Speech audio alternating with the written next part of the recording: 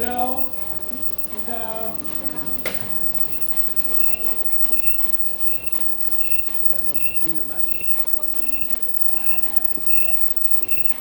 Anh là 15 cân. 15 cân. 15 cân là hai triệu 500 cái. Đúng rồi, 2.500 Vâng. cái. 2.500. Tốt. 2,000. Okay, no problem. 500 and okay.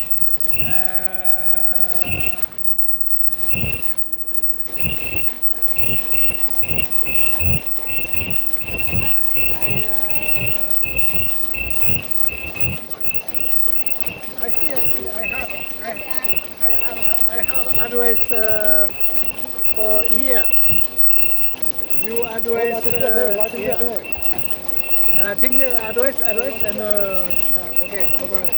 And bao nhiêu cái in là bao nhiêu cái? Nhiều. Bao nhiêu? 10 vạn. Bao nhiêu? Có bao nhiêu cái thì nếu mà nhu cầu của In box. Bao nhiêu cái? How many pieces for print for box? How many pieces for print for box? For French text. French and French. Cái đóng vào 50. 50.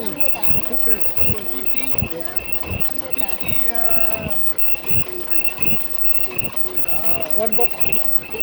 New box for my company, my boss, my name, my text. Tức là anh Thảo không cần hộp thì giá như thế nào, có nghĩa là chỉ mua theo sản phẩm đấy thôi, đúng không? thế này cho Đúng rồi. này 50 cái. Thế là 50 cây một hộp. 50 cây một hộp. Nhưng mà sẽ không mua hộp, nhưng mà sẽ có tiền hộp. Okay, my question now. This is possible for item here for high bonzo. No stop. It's possible. High bonzo. Hai mươi giờ một ngày, tức là làm thêm người, tức là không đủ, ok? Nhu cầu dùng có Bao nhiêu?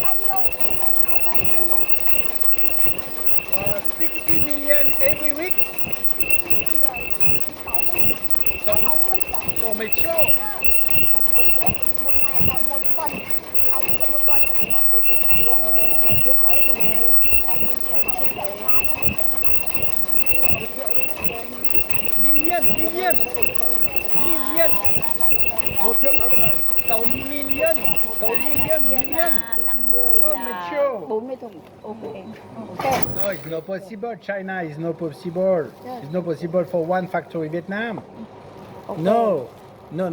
For 1 million every weeks. 1 million. 1 million. 1 million. 1 million every weeks. Một tuần. 1 million. Every weeks. 1 tỷ. Yes. 1 tỷ cái một tuần. 1 1 million. tỷ một cái một tuần một 1 tỷ thì là bằng 10 triệu đúng không? Bằng 10 lần. And maybe for 4 million, một tuần. thoải mái. 4 million. Million. Million. Triệu. À, 1 triệu tỷ. For maybe Million là 1 triệu rồi. For box. Bao Ok. nhiêu? Million là 1 triệu. Yeah. 2.500 cái. 2.500 cái. 100,000 bucks. 100,000 bucks every week. 100.000. No, 100 triệu. 100 triệu. 100 triệu hộp. 100 triệu hộp. 100 triệu hộp á? Yeah. No. Because I moved to Prussian. Wait, I checked just for movie.